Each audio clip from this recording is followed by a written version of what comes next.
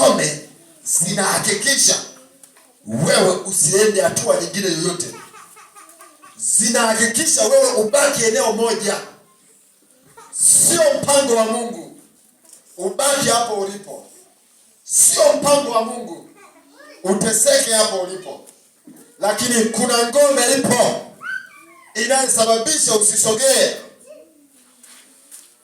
Unafanya kazi yako inaishia msosi nyumbani.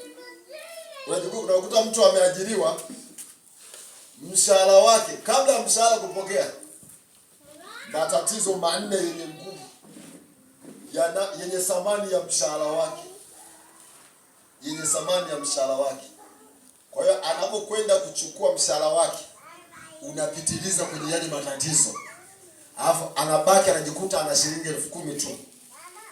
Alafu maisha yanaendelea. Kila anapopata fedha ya mshahara wake anakuta matatizo yanajitokeza. Hiyo ni ngome.